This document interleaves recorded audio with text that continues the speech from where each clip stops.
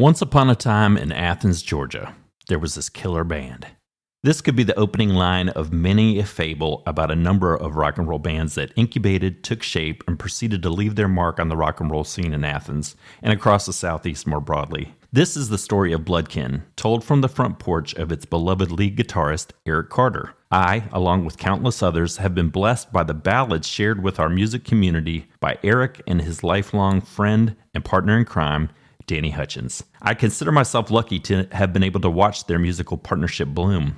Since the 80s, these guys have put out timeless compositional classics, and I was thrilled to sit down with Eric to talk sex, drugs, and rock and roll. Okay, maybe not sex, but we talked about him and Danny's journey from childhood to present day. The Bloodkin project lives on with the help of Tori Pater, Betsy Frank, Eric Martinez, John Neff, Carson Stokes, David Barbie, and countless others, in the wake of Danny's tragic passing in 2021.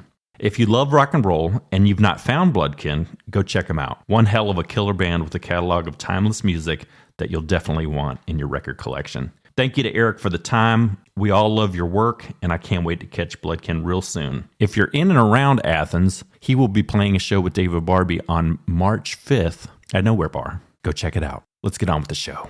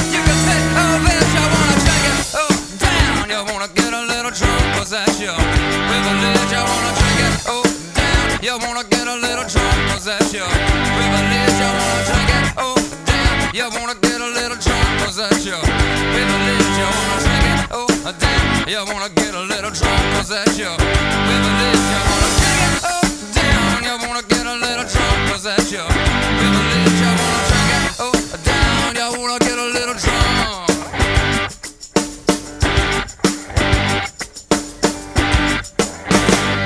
Well, good. It's good to be here, man. I know that you guys are from West Virginia. Mm-hmm. I'd heard someone had told me that you guys just dipped. Like you'd been playing music for a while. You had to go make a pit stop in Myrtle Beach. But what brought you down to? I guess start from the beginning. How'd y'all meet? I met Danny in West Virginia, Ripley, West Virginia, when I was 7 years old. We happened to move to a street where he lived, and I met him through another little friend of mine whose name, I think his name was Richie Cunningham. I swear, that's my memory of it. So we were friends first, and then Richie and Danny were already friends. So, we have one of those moments where Richie's introducing me to Danny, and Danny's like, because they're a little older than me, and, it was like one of those, who's the new kid kind of, right, kind of things. And me and Danny, like, quickly, kind of bonded over our little kid things like comic books and, baseball and things like that. And then pretty soon after that, Richie kind of got phased out. And then me and Danny were just like, we just became really tight, like pretty fast. And as we grew up together, we were kind of discovering all these things at the same time. And Danny was the last, he had siblings, but they were much older. When I met Danny, he had a brother and two sisters, and they were already gone. Mm-hmm. So there were a lot of things left behind, like from his older brother, like old records and, just the toys of his youth, like comic books and just all that kind of stuff. And at Danny's house, they had a basement, with, like a freezer and just like, it was a bit like storage or whatever. And that's where a lot of that stuff was kept. So when I would go to his house and we could go down to the basement, it was like a wonderland. Right. And we were both really into music, like at pretty young ages. Not thinking about playing it so much, but just really into records and just and all that sort of stuff. What kind of shit were y'all listening to back then? Well, when I was at home, my mother she had a lot of Motown stuff, like old 45s and some albums. Like I remember she had a Ray Charles greatest hits, the Supremes greatest hits. And then her 8-track stuff, which I remember that very well because she had Hot Rocks by the Rolling Stones on 8-track and the Beatles, like just greatest hits kind of thing. So you could kind of get a lot of the basics. And I think there was some Elvis Presley around, things like that. And then my dad had a lot of older country stuff like Hank Williams and he also had some I remember he had like Willie and Family Live and like some Waylon Jennings and Jesse Coulter, some pretty cool stuff actually. So when I was riding around with him in his pickup truck or on his like late night hunting trips, which was a very creepy gothic memory, like it's like going out in the middle of the night to take his coon hounds out and go coon hunting, But on his radio in the truck, it was always these, just country stations. So even though I didn't like that as much at the time, as I got older, I grew to appreciate that and realized how, like, all those things are tied in together, Like the blues and country aren't that far apart. And all those things that, combine to eventually make rock and roll. I wasn't old enough yet to know all the stuff that they listened to. I had to learn that as I got older. And, me and Danny got old enough to start buying magazines and getting books about these people and things like that. I remember my mom telling me one time, she's like, I know you like music, but why do you need books about these people? And I said, because I want to find out what they listen to. And I want to learn about them because they're interesting to me, And I think I'm going to end up doing the same kind of thing. That's cool. So I think Danny probably started playing guitar first. When I was going into 7th grade, we moved to the town of Ravenswood, which was not that far away from Ripley, but to a little kid, it seemed like, it's like, you're forever separating us. How are we, But we had, we talked on the phone all the time and we could still spend weekends with each other. He'd come over to my place sometimes and it was more fun going to his place. His mom put up with a lot more, Isn't that true for kids? Like, it's always more fun to go there. Yeah, well, he, like I said, he was the last kid and his parents were a lot older than mine were. So, his mother, he was really close to his mom. And she was kind of like my second mom in a way, although she'd probably be like closer to my grandmother's age at that time. Oh, wow. But she would, she was always fussing over us and like making, now you boys need something to eat and here's some snacks. It was like, his place was like a wonderland. It's like, you mean we can eat Doritos at 1 o'clock in the morning? It's like, oh, my mom doesn't, And it seemed like she was never asleep. She was just always up, like puttering around or, fussing over something or checking on us or, I had a friend. We never had a video game in the house. My mom hated TV, and my best friend Paul down the street on Boulevard had a Nintendo. And just every moment I could go over there, I was over there because I was like fascinated, We didn't. No, I do remember being at his house. Like, you remember Pong? Yeah. I mean, like we would do stuff like that for a while, but we had our little inside things, or the plastic football helmets used to get in gumball machines. Uh-huh. Like we both collected those, and like we created our own little game out of it that you could play by yourself. And I'm not going to try to explain it here because this is, Kid stuff. but it's one of the greatest things we ever came up with, and I still play it to this day. I'm almost 60 years old, and it involves me being on the floor, and I have that carpet that rug in there is the football field, and there's this whole thing That's killer. that I won't get into. But I've demonstrated it to a couple people over the years. Like when I found those helmets again, and some like a Kroger or something. It's like, holy shit, they still make these. And it's like, if you get one, that means you're going to have them all. And I try to remember how I played this little game, and it came right back to me. And a couple different times, like somebody would pop over and be like, what are you doing? And I would explain this game to them. They're like, that's genius. It's like, you should copyright that. It's like, I think, little kids come up, they invent these little games all the time when they find these things. It's like, what are we going to do with them? We got to make some sort of game. And, the baseball cards and then, as we then it was time for records and books and discovering what kind of movies we were into. And, so we were just discovering a lot of that kind of stuff at the same time. Like if he hadn't heard it and I'd turn him on to it. Like Bob Dylan was a big one. I first heard him when I was 12 years old, and I'd seen this film strip in my music class. Like I think I was in 7th grade, and it was a little thing about like music from the 60s. Uh-huh. And I was really like Bob Dylan really got my attention. Not enough to where I got his name right, because when I got home, I asked my mom, it's like, do you have any Bob Dylan records? And she said, I think I do, and it's Dylan. And she went into this little storage closet and brought out a copy of Bringing It All Back Home that my dad had gotten for her when they were dating, I think. And I took it straight to my room and like played it a couple of different times. And it was like, well, this is fucking amazing. Because, it's got the one side with the band, then the other side is just him acoustic. Oh, yeah, that's cool. With, I think there's somebody playing like bass with him or something. But it was just like, two great sides of completely kind of different things. And I called Danny immediately. It's like, you got to hear this. And he'd never heard of him before at that time, So that was like the obvious thing with Bloodkin. Like there's this obvious, well, for me, the Rolling Stones, Keith Richards or whatever. But the other ingredient was Bob Dylan. And also the stuff we grew up in the 70s. So, like a lot of AM pop radio and things like that. And then what you get from your parents, When did you get a guitar? I think I got a guitar. I remember getting an acoustic guitar for Christmas, like when I was probably like 14, maybe. And I had a neighbor in Ravenswood. I had a neighbor. The name of the road I lived on was Skull Run Road.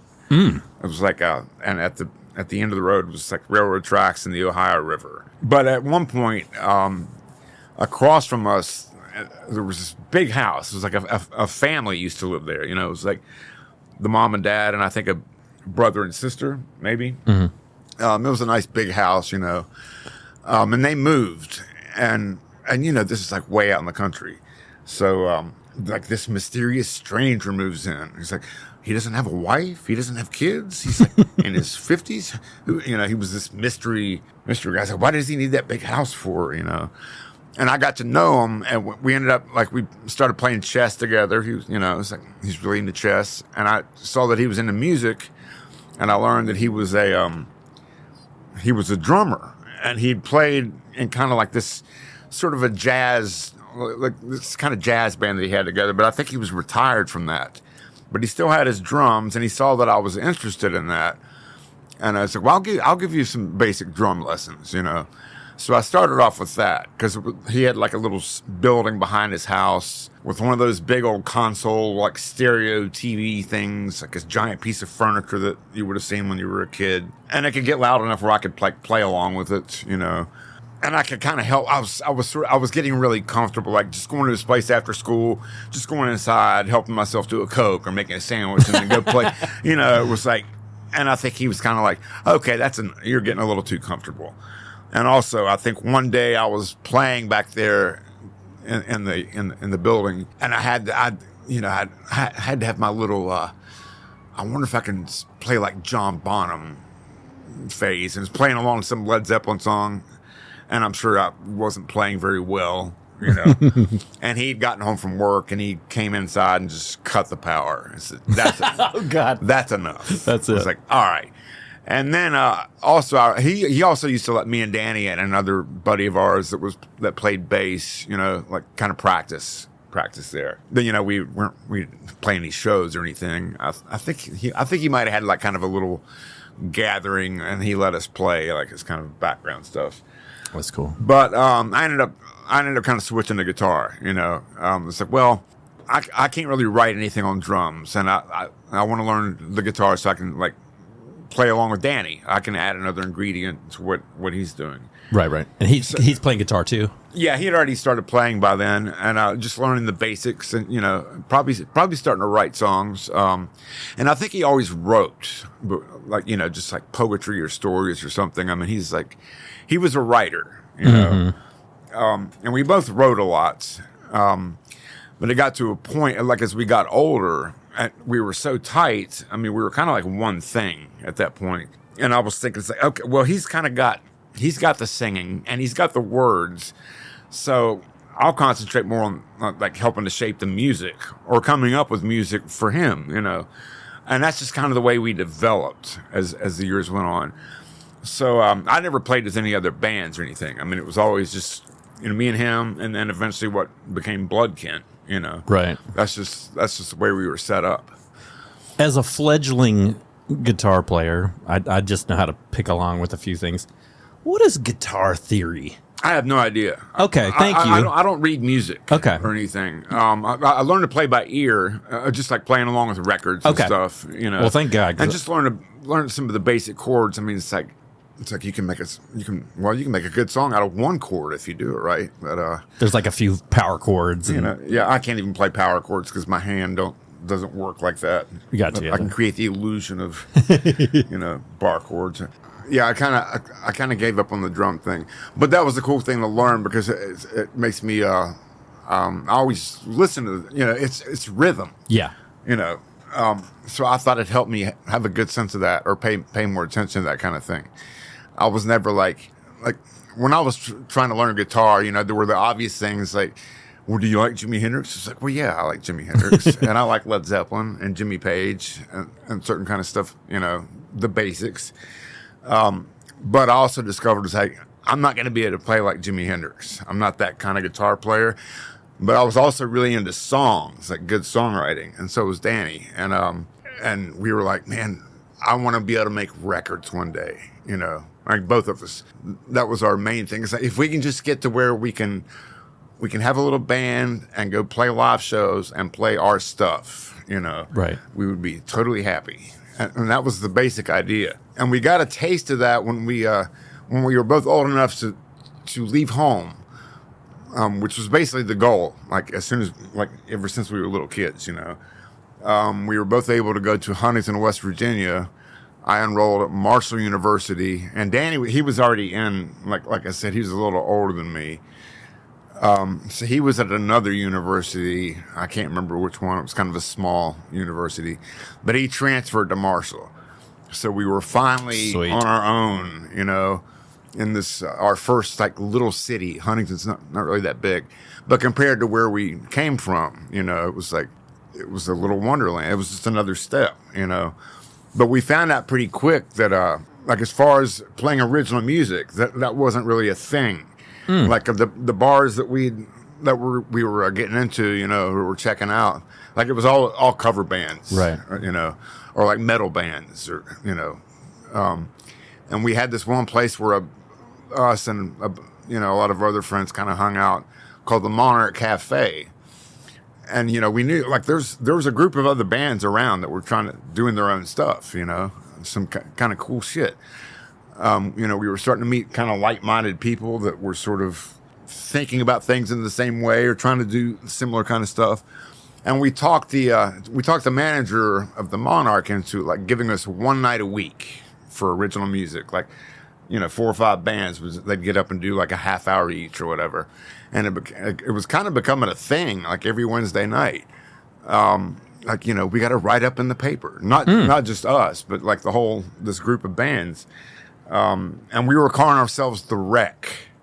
That was our solid name. Yeah, it fit at the time, and that was really cool for a while. It was a little, I don't really know how long it went on for. Huntington was kind of it wasn't doing well economically, really. Like, it got to a point where, like, all the cool people that we met there, they were all a little older than us. Like, they were all moving to, like, California, or a lot of them went to New York City, or just, they were just, it's like, man, we have no future here, Right. And we weren't too far behind. And then at some point, after I got asked to leave Marshall University, and I think Danny had too, he went back home, and I eventually went back home. Like, my parents had just gotten divorced, so I stayed with my mom for a little while and my brother. And she decided she wanted to move to Myrtle Beach because, it was like, I'm newly divorced, I'm ready for a new, it was kind of a fresh start for her. So I just, I went with her. It's like, I'll go with you and I'll find a job, and all I'm going to do is just work and save money to move somewhere.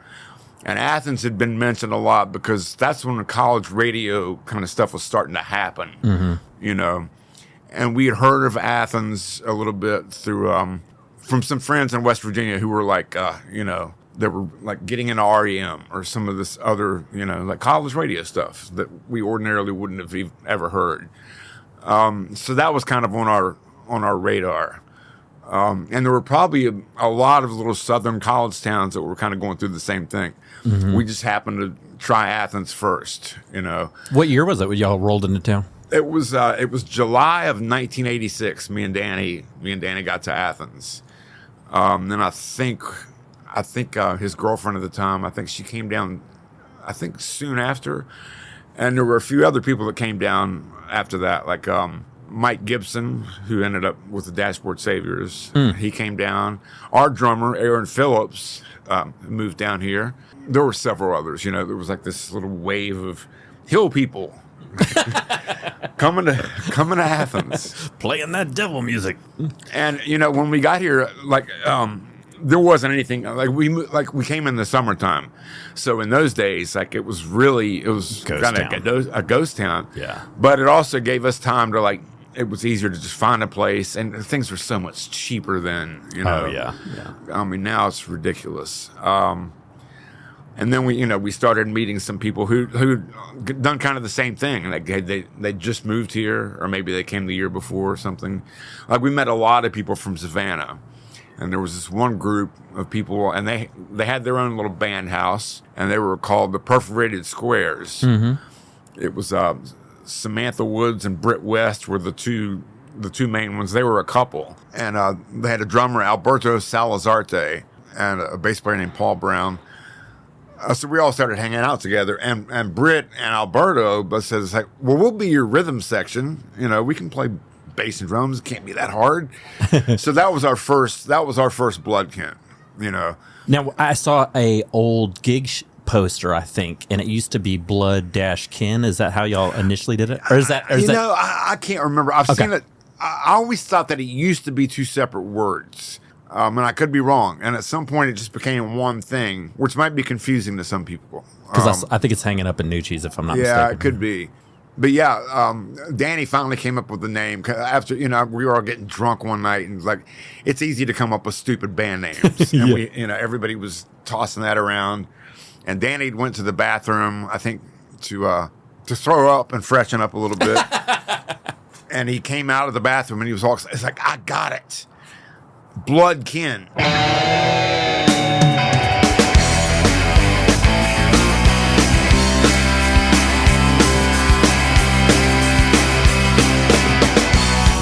Save your soul. I can heal your mind.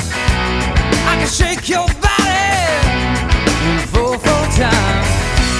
I got good intention up my sleeve. Before I touch you, you must allow yourself to believe I'm a preacherman, a good shepherd in that mess you ask for. I'm your perfect stranger. Paint my face, gonna put on a show, a glitter and lipstick, and a few good concerts. By the time I'm finished, whether you like it or not, I'm gonna recognize my face like an old friend you just forgot. I'm a preacherman, I'm a good shepherd in that mess you ask for. I'm your perfect stranger. I can promise you power, my workers guarantee. Vision, road, your insurance, our dollar supply your need. Then I rise up from ashes and pay you for your faith.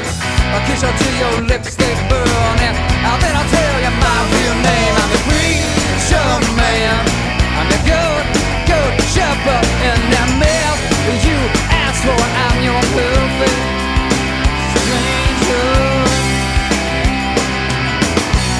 Gonna write your fortune, read your stars.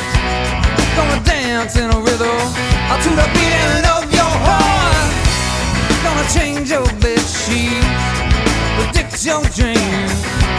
There ain't no kind of nightmare I have not always seen. I'm a preacherman, I'm a good shepherd in the mess you ask for. I'm your perfect stranger, yeah.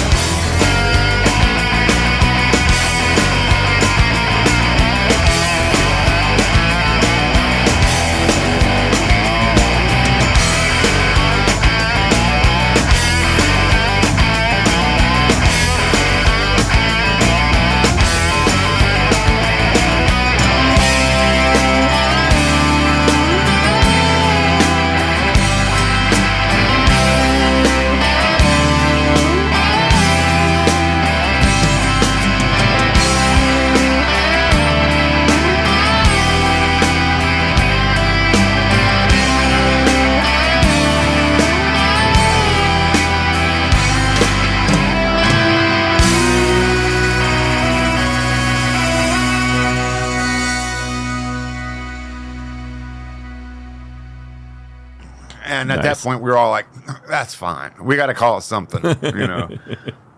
Sometimes the band name origin stories aren't really that. They're usually kind of mundane or random, you know. What was the hangout spot of choice? Because Uptown and 40 Watt have been around for a long time. But when we got here, the 40 Watt was on Broad Street, and it was next to Gus Garcia's. Mm-hmm. Which is the place I actually ended up working there like for a long time. And then there was the Uptown Lounge. And I think there were some other places too, but those seemed to be the two central things. And I remember I think the first show that me and Danny saw at the 40 Watt, there was Porn Orchard and Dream So Real. Yep. Which is and that told us a lot right there. It's like, man, these are two wildly different bands that live here that are just, you know, playing a show together. And then there was the Uptown, and some of this stuff was because, like, why do you hang out there more? It's like, well, because that's where some of the people I know hang out, and it's $1 to get in, and that's just where my particular group of people were hanging out at. And I think we'd also met like William Tonks, and I think like Todd McBride, like the Lottie Daws were kind of going on at that time, like with Vic Chestnut, and Todd McBride. So we were meeting some kind of like-minded. It's like, oh, okay, you're in the same club kind of thing. And then also there was a whole other scene, like, and I think it's still like that here, but you know, but I'm old now, so I don't know exactly what all the little pockets and scenes are here. But it's always going to be like that. It's the next, you know, the next generation's turn, or however you want to phrase it. Right. But there was a whole scene of, you know, for lack of a better word, like punk sort of, you know, like do-it-yourself little, just, you know, bands like that just getting started. Like there was bands like the Barbecue Killers, Mercyland, or Porn Orchard, you know, and the timeline of all these bands, I'll get all that stuff wrong, like which one came first. Right. But they're all just these little scenes, and occasionally there would be some little, like someone would branch out from this scene to this scene. It's like, wait a minute, that's like, you can't go over there. It's, you know, it's well, two completely different worlds, you know. Well, Dad, like when I talked to him about kind of what was going on around that time, there was a lot of house parties. That's another thing, yeah, because the bars closed so early, you know, and like me and Danny and our little group, I think Alberto Salazarte, and we got our first little band house, and it was on Elizabeth Street. And right around the corner from us, there was another house like that. It's like Porn Orchard, the Porn Orchard house. There were a lot of places like that because you're kids, you know, and there are all these, like, all up and down Pulaski Street and some of those areas around there. Yeah. There are all those old houses, like 4 or 5 bedrooms or whatever. And it's like 4 or 5 or 6 kids are like, let's go in together and rent it. And like, it's like $100 each a month. Make this our band house. Right. Yeah, sometimes maybe even less than that, and we still couldn't get rent together. It was like, oh man, I'll have it next week. You know, it's ridiculous. And you know, everybody worked in the restaurants and shit because that's what you did. Well, and the house parties were, you know, like sometimes we would play. We became sort of semi-regulars at the Uptown. Like sometimes we'd play with Perforated Squares or whoever, you know, if they might be pulling double duty. And I'm sure we played with some other folks too. But our drummer at the time, Alberto, you know, he would get on the microphone at the end of our show. It's like, come to East Street after this. Man, it's just like, so those kind of houses, like they were just like an extension of the bar, you know. And I'm not sure when the time changed, when bars finally started staying open later. But I think in those days there were probably a lot more like frat houses that were hiring bands, and a lot more house parties and things like that, you know. Yeah. And those were a lot of fun. I miss those things. I wonder if they still go on at all, like That's a good question. with younger kids around here. I gotta hopefully I would hope so, but yeah, you know, like you have to be. It's like there's still all these little things going on if you know where to find them. Right. You know. Well, you mentioned Mercyland. Was that so? You kind of knew David Barbie back in the day when he was out. I didn't meet him till a little later because those paths, like I wasn't really in the Mercyland, the Barbecue Killers, like that's a whole other group of people that I didn't quite know. Okay, like that, but it happened. You know, it's like you kind of realize it's like, man, it's like we're kind of into the same thing. We're just sort of doing it in different ways. But I think we bonded over. It was when the Rockfish Palace was open. Yeah, I think I was there one night, and I think that might be where I met him. And I remember something. It had something to do with the Rolling Stones and the Replacements brought us together. You know, like I think we were having some general talk about music, and we both mentioned this. Oh yeah.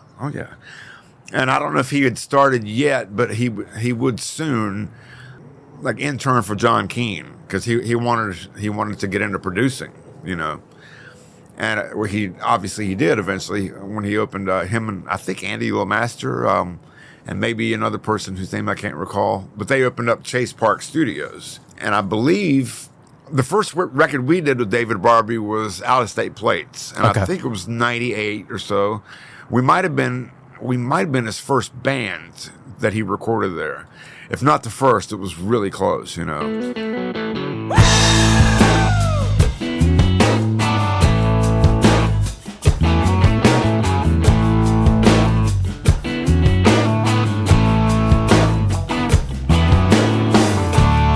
Baby, cross your fingers. Baby, with just some luck.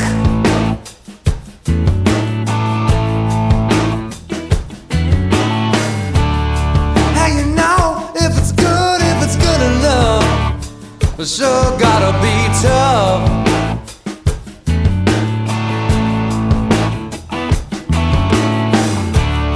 But I swear, my God, my baby, I'm going down with you when you fall.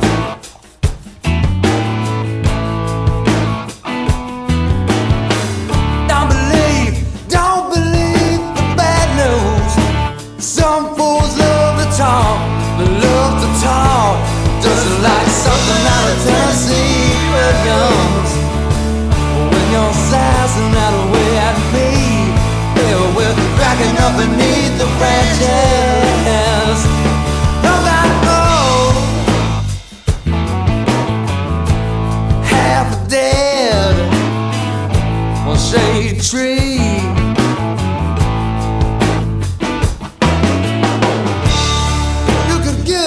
Call sometime on your powder blue princess phone.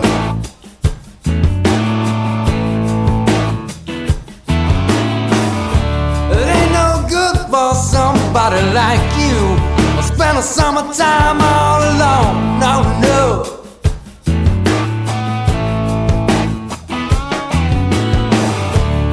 So do you want to pass the red wine over here from your lips to mine?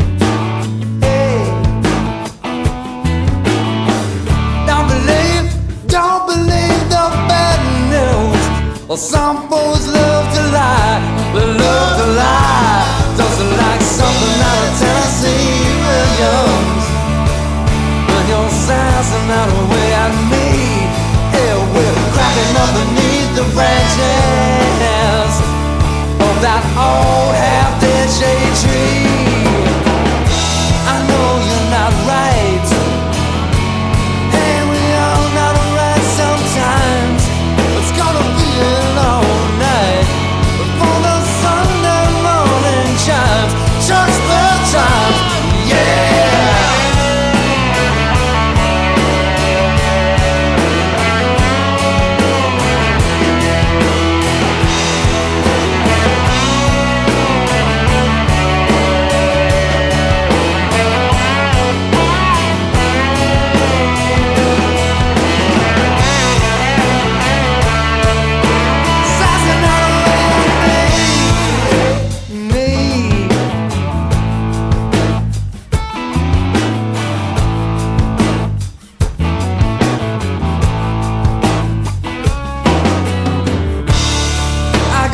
Your nightgown, I could wear your lipstick too.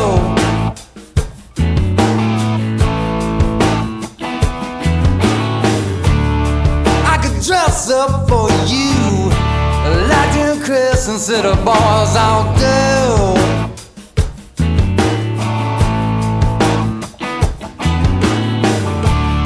But I swear, my God, my baby, I'm going down with you when you fall. Yes, I am. Don't believe the bad news. Well, some fools, they ain't going no place at all. Doesn't like something out of Tennessee Williams. When you're sassing that way at me, yeah, we're cracking up beneath the branches of that old half-dead shade tree. Got that old half-dead shade tree. Hey, old half-dead shade tree. All right.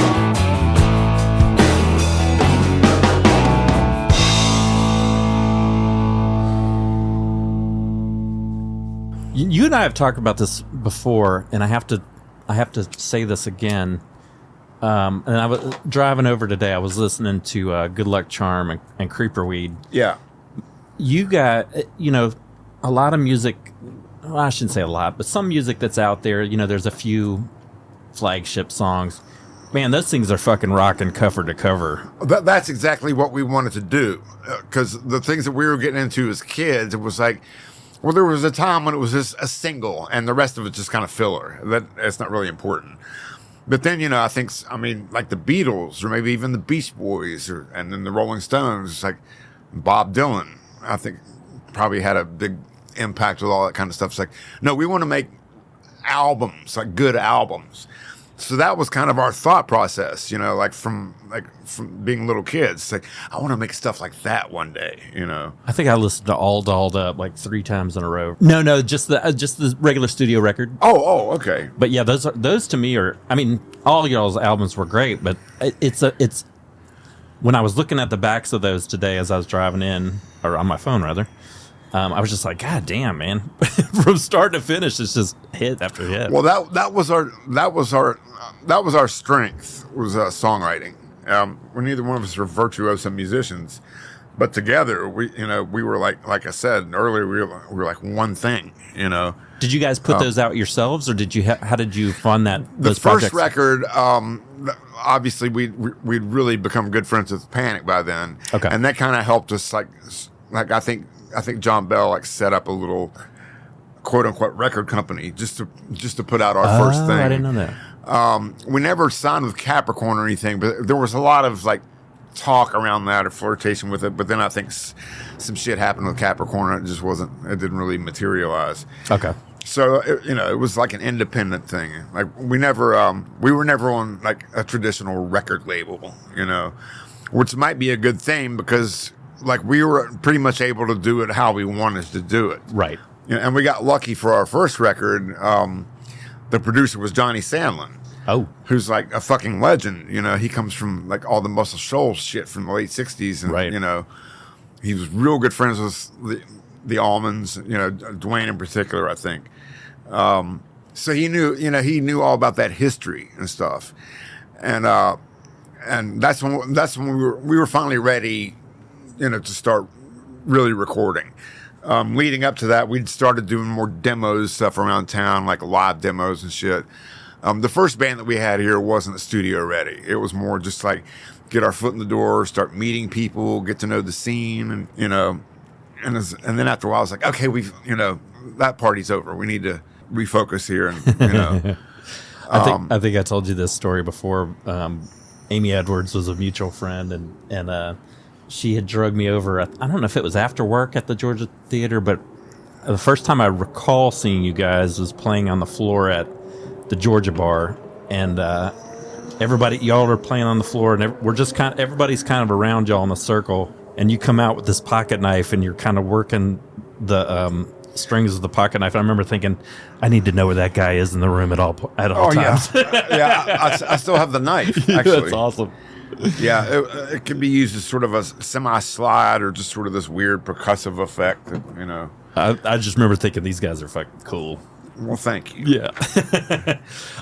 Yeah, and you worked at the Georgia Bar for a long time. I didn't realize that. I did. The Georgia Bar, that's funny. That's actually the first place me and Danny played, but it wasn't called the Georgia Bar yet. It was still in the summertime, and we were just kind of trying to get to know the town and find out where certain things were or whatever. There were always flyers up all over the place, and there was one for like an open mic night at that place, and I think it was called, and I've asked people this before, and some of them don't remember. I think it might have been a place called Spazzes, but I could be wrong.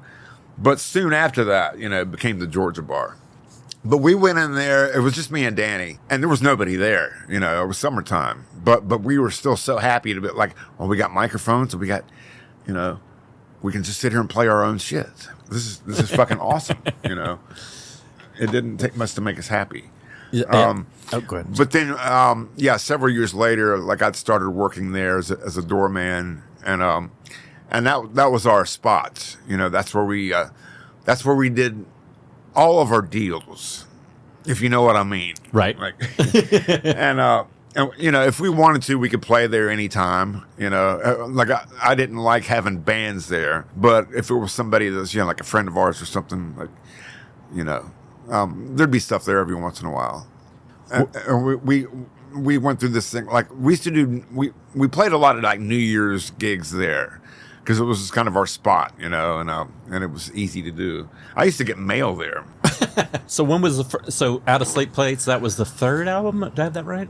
Third or fourth? Yeah, it was the third. The first one we did with David Barbie, and he's done all of them since. Got it. What did having a producer like that, like what did that bring to you guys? I think you told me he would kind of keep you guys moving a little bit. I think was the impression I got. David Barbie, I think, and Johnny Sandlin was great, and the second one was just done locally at a guy's house on Pulaski Street, and it was just having that. The sound of the room just made that record sound so good. And that was like, there was no electric instruments on that at all. It was pretty straight ahead. And Todd Nance played drums on it. And it was me and Danny and our bass player at the time, Chris Barano.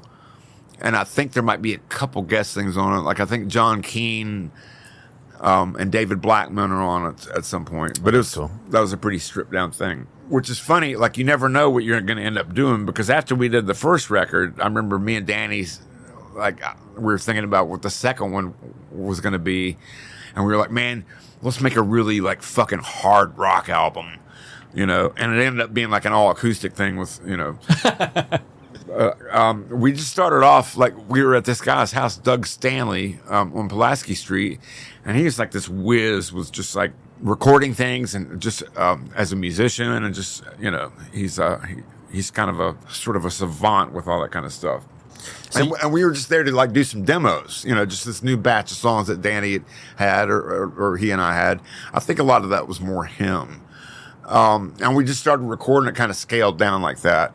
And after a while, I was like, man, this sounds pretty cool the way it is, And I think we took the tapes and shit to John Keane. I was like, can you do something with this mess? And he, I think he like listened to it and stuff. I was like, man, it sounds pretty good the way it is, That's cool.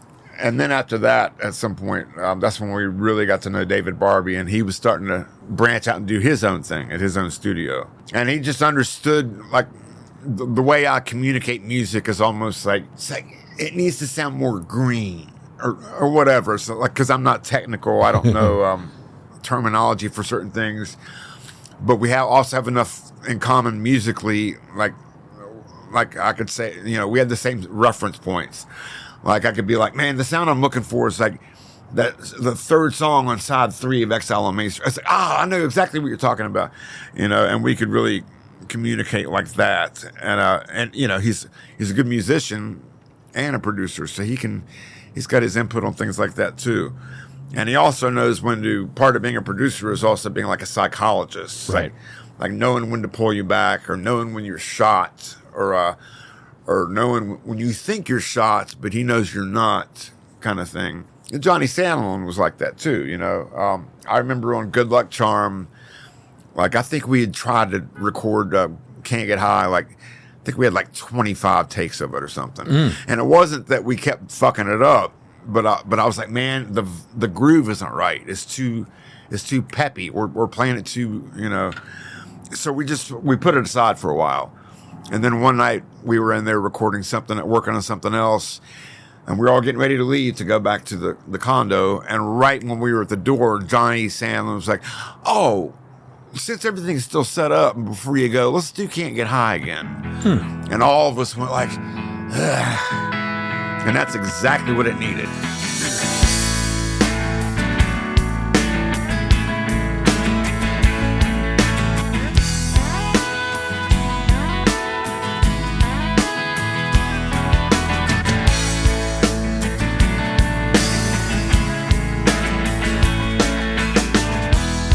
I've been jamming all day, I've been shaking it loose, spinning for hours, I've been spilling my juice. Nothing means nothing and I couldn't care less. Now that you're gone I can't even guess. I've got snakes in my cellar, I've got blood in my bed, bombs in the closet painted, red I feel. Just like a mad scientist, I got loose change in my hair. Nothing but trouble these days, I eat but less in my way. But now that you're gone, I'm sober every night.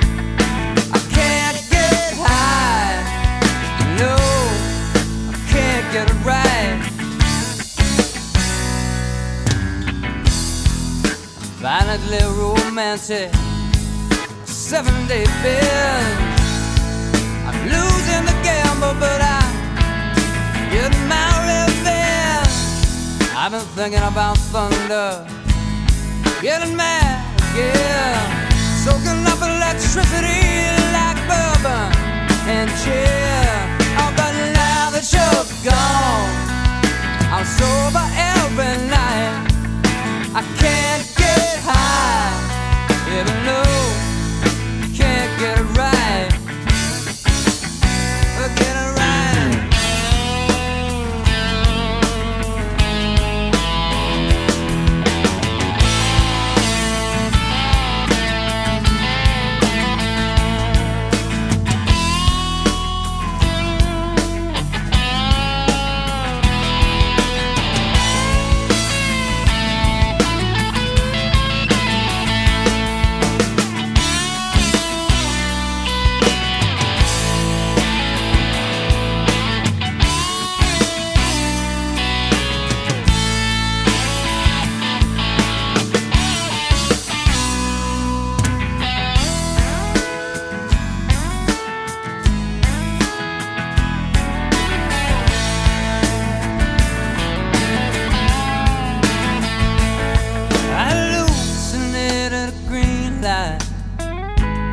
And I slam down the gas.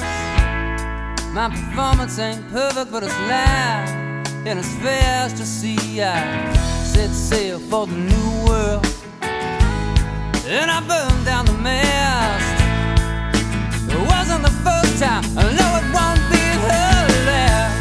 But now that you're gone, I'm sober every night. I can't get high, I'm in love, can't get it right. Now that you're gone, honey, I'm sober tonight. I can't get high, I'm in love, can't get it right.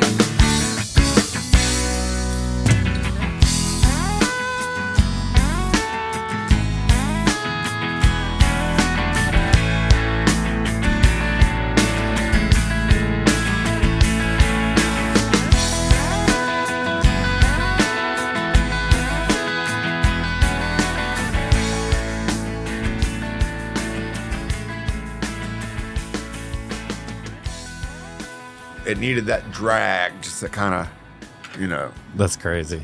So it's such an intangible thing. Like, I can't explain it to you musically. It's just a feel, you know.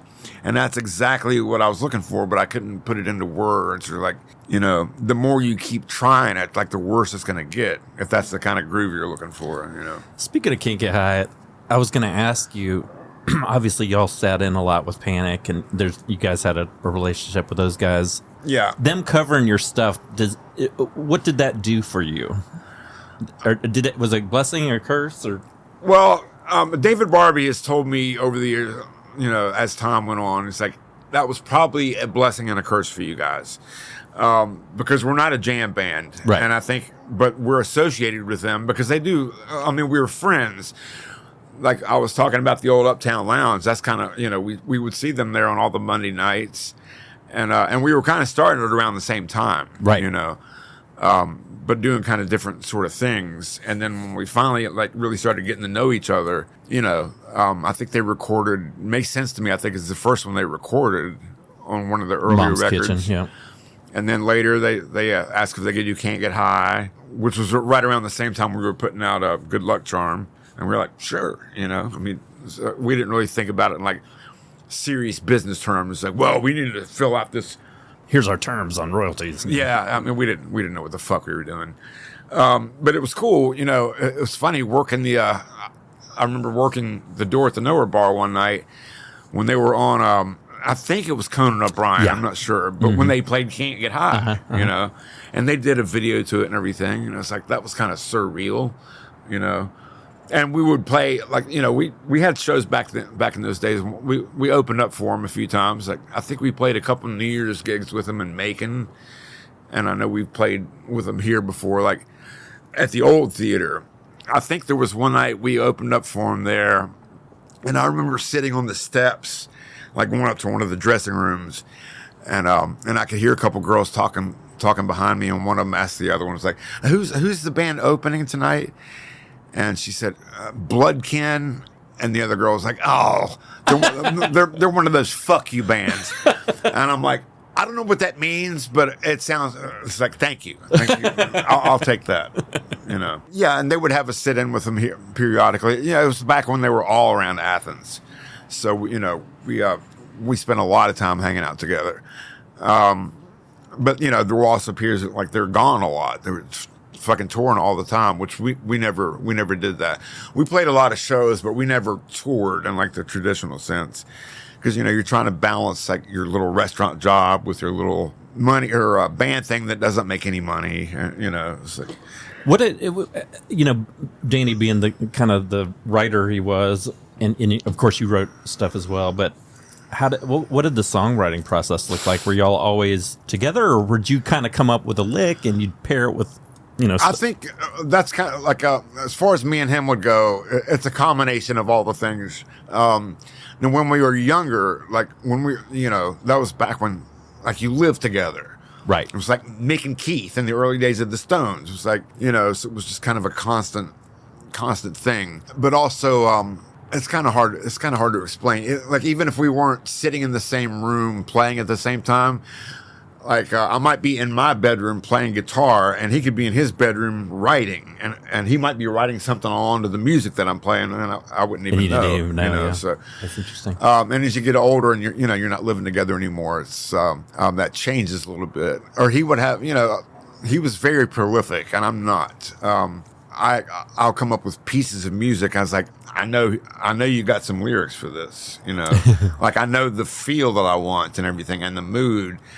And the way that he wrote lyrics, especially when we were younger and we were together so much, it's like I know what he's writing about, and I understand it, and it's totally, and I get the sentiment and the sensibility. It's like he's kind of writing for me too, so I'll do the music stuff, you know, focus on that, or the band or whatever, you know. So it just worked. It was just a perfect little working thing. Yeah. When we worked, we had a lot of times where we didn't, you know, but we found ways to combine the two. The work and the play. Sometimes the play took over, you know. Yeah. That's the nature of that game. It's fun to see. I knew who Betsy Frank was only because she'd been around the scene for a long time, and I remember.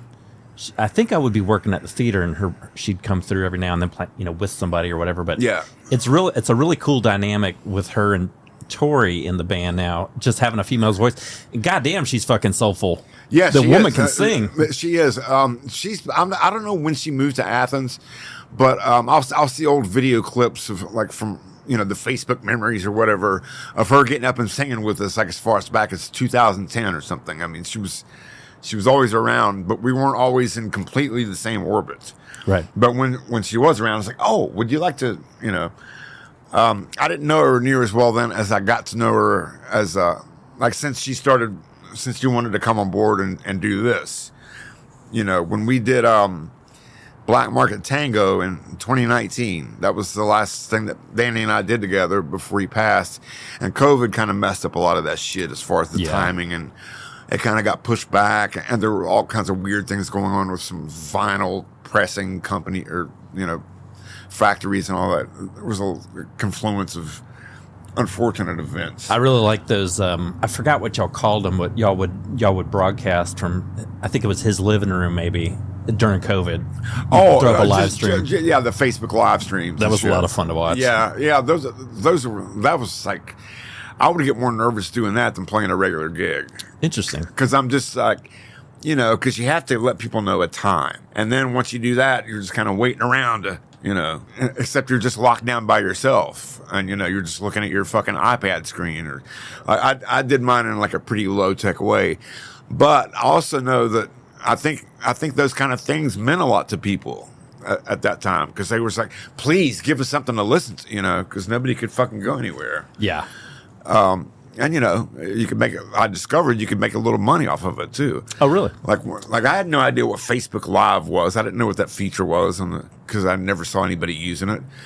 But I think when COVID hit, everybody was starting to mess around. I was like, I wonder what I can do from my home, or I had no idea this was going on. Ashley told me about it, but apparently at the Atlanta Motor Speedway, they would have bands come, and you had a spot, like your car, Yeah. and someone, like, I think Mo played or something, and I was like, damn, I wish I'd known that was going on, because you could just pull up. It was kind of taped off or something, but you could still kind of be with people. And see music. The more it went, the longer it went. Like, more things like that were starting to. People were getting creative about how to do things like that. I think there was some stand-up comedy that was happening, like, in a similar way, or Yes. It's like people, there's something it's just in our wiring that we have to do things like that. We have to express ourselves in some way or another, or. Our friend Zach told me a story I wanted to ask you about. Do you recall an incident? Not an incident. There was a record executive or somebody that had come to Nashville to see you guys at the exit. I know the story you're talking about. Is it okay to ask you about that? Well, it was one of those things where, like Bloodkin and, wanting to do the replacements thing. And somebody told us, like, there's some record people coming to see you, or some executives. And the way they said it made it sound like, some suits are coming to watch you, right, or whatever. It's like, oh, well, whatever. And I think, like, once I got wind that they were there, I was just like, I just sat down on stage and started tuning my guitar, just dicking around, So it was like, are they gone yet? Kind of thing. It's a much better, it's a funnier story now than it was, like, probably, like, it didn't accomplish anything, Bloodkin had that little charming, like, self-destruct button aspect to their, our behavior, or, like, shit we did. Did you get asked by the Black Crowes to come join their team at one point? Not specifically like that, cause, and memory's a funny thing. But I don't know if it was just one night, like in Athens a long time ago. I was hanging out with Chris Robinson, and we were just getting drunk or whatever, and it was just, we were having fun. And I don't know if obviously he saw us play. I don't know where it was, or if it was that same night or whatever. But and I remember hearing them, because they were Mr. Crow's Garden, and to me it was like, they're trying really hard to sound like REM, but whatever. Right. But then I knew Velina Vega pretty well at the time, and I think she knew Chris, and we didn't have cell phones or whatever. So it was funny, because I was communicating with him through her. She was just like passing on and relaying messages, And she said, "Well, Chris said he's starting up this thing, and he'd really like you to be a part of it, like you to play." And I said, "Well, tell Chris I appreciate that, but I've got my thing with Danny." And then she'd come back and say, "Well, Chris knows that, but he said he thinks what he's going to be doing would be better than what you have going." And I would say, "Well, tell him to go fuck him," or, whatever. It was just it was just silly. Right. And I didn't think anything else about it. And I think maybe like a year and a half later, I'm sitting on the couch at wherever I lived at the time, like watching MTV. And this video comes on, and it's like, man, that guy looks really familiar.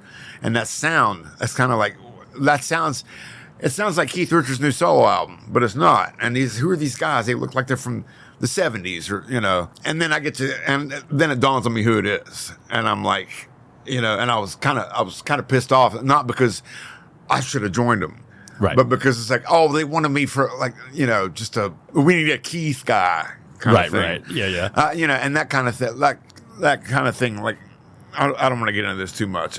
It just it irritated me for a long time. But then as I got older, I was like, man, they were just trying to get their foot in the door. And like, if somebody would have come to me and said, "Hey, man, I'll set this up for you, and you look like this, and you kind of sound like that. If you'll do this, I can get you in the door." I'd be like, "Well, all right, Yeah. I mean, it's all that shit's hindsight, and it's just they were kids, we were kids. Yeah, although makes sense. I think there's something in the way me and Danny were wired.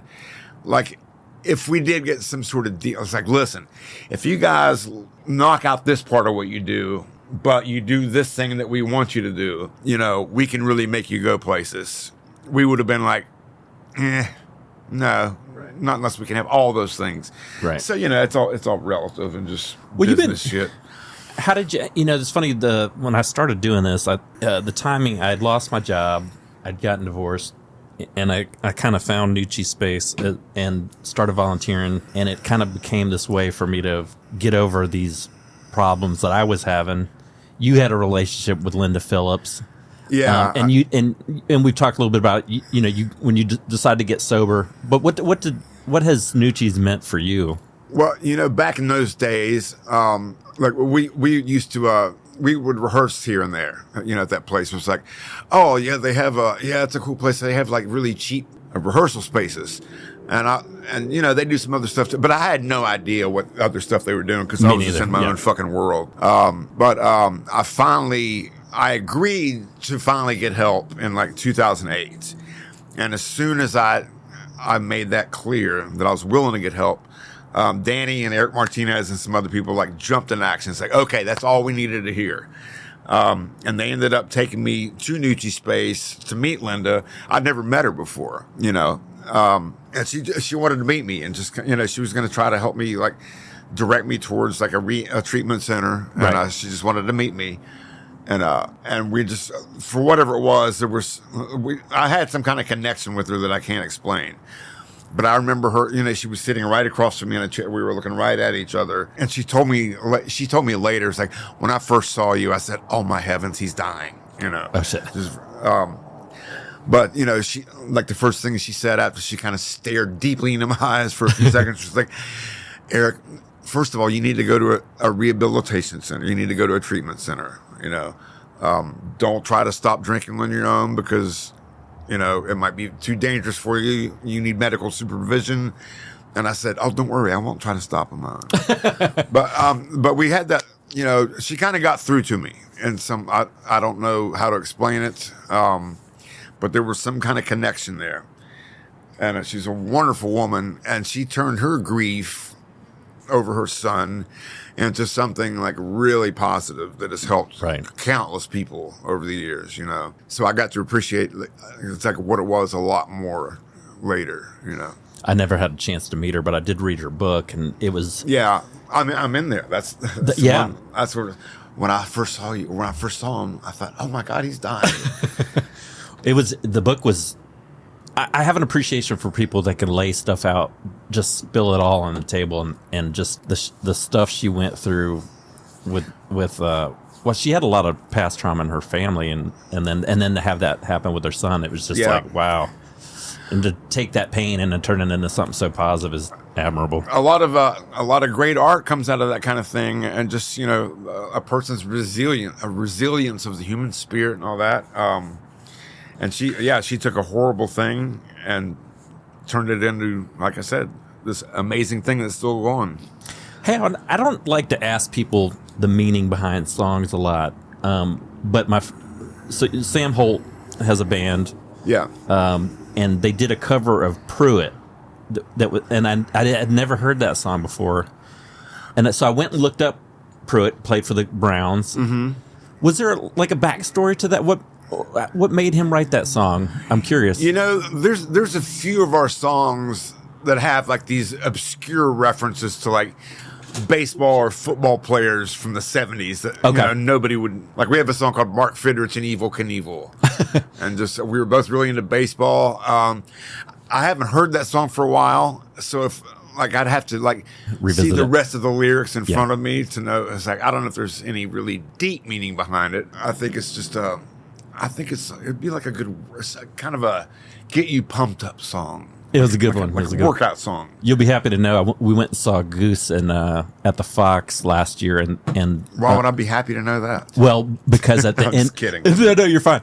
At the end of the show, they play when the house lights came on. They tipped their hat to y'all and played into the show. Really? Or not the band, but the house music. Yeah. And I'm it's end of the night, and I'm feeling pretty good, so I'm screaming, "There's a fag bar opening downtown!" And I got a couple dirty looks about that, but it's from a song. It's okay. Yeah, that's exactly what I said. But it was cool. I appreciate when a band comes to the home state of someone else and kind of gives a little. Well, that's cool. Head nod, I hadn't heard that before. I wonder if they're going to want to record a couple of our songs too. We got a bunch of them. Yeah, there you go. So your dad's coming to town. You're playing a gig at Nowhere in March 3rd, is that right? It's March 5th. March 5th, okay. Yeah, my brother, he usually comes to visit me like from Texas like once a year. And he likes to come during spring break because it's just, it's more chill. And he said, "Oh, our dad wants to come down too." And the last time I did something at the Nowhere Bar like that, I kind of booked it because he wanted to come and see me. No, I'm sorry, it was already booked, and he said, "I'm going to come down and see that." It's like, you want to drive all the way down here just for? And it was very sweet. And Scotty Nicholson had asked me recently, he's like, when are we going to do that thing again, that little duo thing at the Nowhere Bar? Which made me happy that he actually instigated it, because I'm lazy. I won't do fucking anything on my own. And then, I just kind of timed it all up with my brother's visit. Because he said, Dad wants to come down and visit again. And I said, oh, well, that's a perfect time to answer Scotty's question. So I asked George, because it's spring break, it'll be very low key. It's like, George was like, I got a Wednesday night if you want to play that. So sweet. I'm going to try to get a few people there, Maybe we'll bring in some chairs to sit in front of the stage. Yeah, we'll definitely come check it out. Because it's weird doing something like that, like if it's a very subdued, kind of small crowd, and you're just doing something more scaled down, just you and somebody else. Because it's like when you're on the stage, that bar's so long. It's like, and then there's booths down the left. It's like, where is everybody? It's like, I can't see them. Oh my God, that's funny. So George said, it's like, I can bring in some chairs for you. You just got to let me know in advance. Have you guys, the Bloodkin project as it is right now, do y'all have any upcoming tour dates or anything that you've got on the calendar yet? It's funny, and when I went through like tax stuff and shit for last year, I realized, it started the same way. I mean, like, as far as, we don't really get going until like March or April, as far as really getting back to it. Yeah. So I'm kind of waiting around on that. But I figured in the meantime, I can, I've got these random songs that I've come up with lately that it's like, it's time for them to leave the nest, so to speak. Like children. Yeah. So that'll be next Wednesday, probably around 9:00 or so, Okay, cool. So it'll be a very casual, like, quiet evening. There's no loud rock and roll band. It's just three old guys playing there. David Barbie's going to play bass with me that night. And, he's having knee surgery tomorrow, so I'm sure he'll be sitting down. But he wants to play. And Scotty Nicholson. I didn't get to go check it out, but I heard that Danny's daughter Amberly was in the.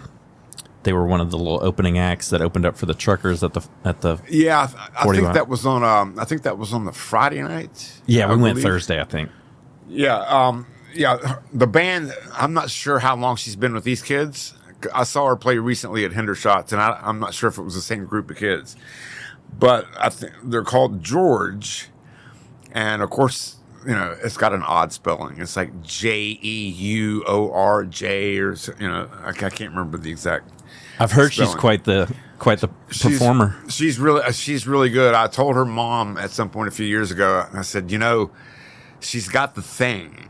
She got it from her dad, and she's like, and the mom was like, I know.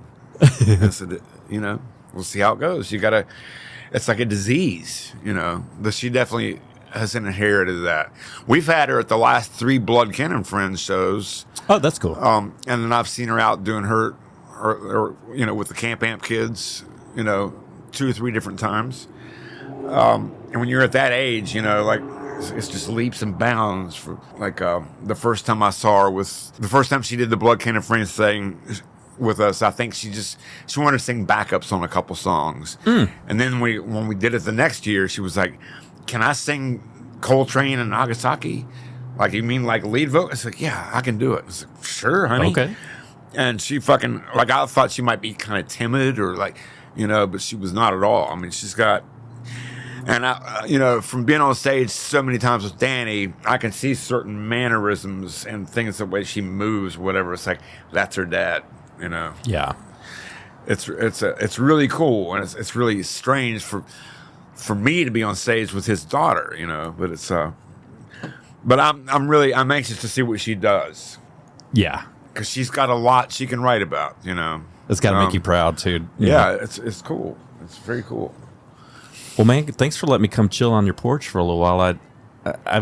I still love y'all's music. I'm so happy that Danny passing was obviously awful, But I'm so glad that y'all pushed forward and keep the Bloodkin thing Well, you going. can thank Carson Stokes for that primarily, and then Betsy Frank and Tori Pater and Spanky McClure. David Nicholson stepped in on bass at the very beginning of this, and he used to play with us back in the day for a few years. And then we have, like, sometimes if Spanky can't make it, then we'll get David Barbie or John Mills. You know, there's a couple, like, we have a couple things coming up.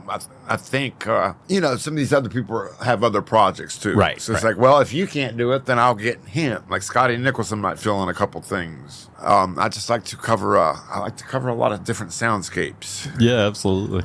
Well, keep going, man. I look forward to seeing y'all soon. It's been a minute since I've seen y'all play. I had fucking bronchitis when y'all played the 40 Watt last time. I think our next thing we have coming up, as far as a full band, we'll warm it up with the Nowhere Bar. Okay. And but stay tuned for all that. It'll happen. It'll happen. I hope it does. I hope we're not all in some sort of like camp by then. You know, and I don't mean summer camp. I mean like dictator camp. That's right. That's right. All right. But thanks Eric. for coming by. Absolutely, man. Thank you. All right, buddy.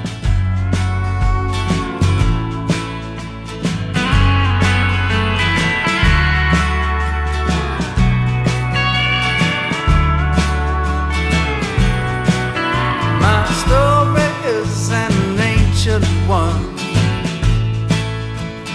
Hold us on the hills of the night in the cantina. She fills me till I smell the strangest dark-haired girl. Silver bones on her black dress. She stole half my heart behind that bar.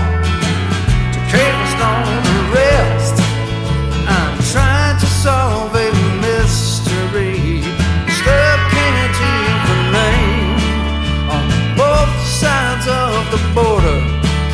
Love and death are just the same. Cantina, we got cantina fever.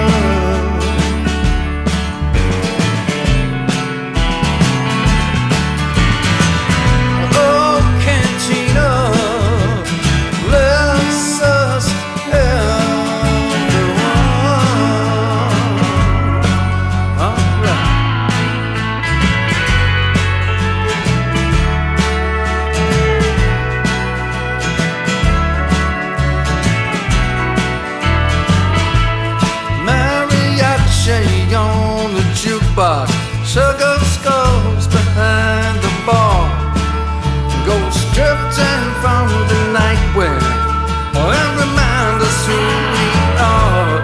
There are ghosts of our ancestors. You hear them if you listen right. They call out for a round of shot, toss it back from days gone by, and they sing for desert blues, passed from families on both sides of the border. That human harmony, cantina, we got cantina fever.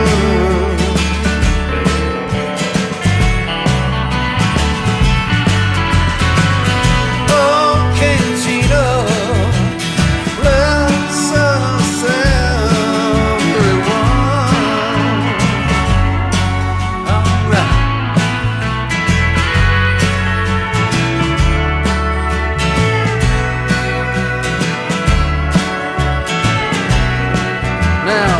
dark-haired girl, she winks at me,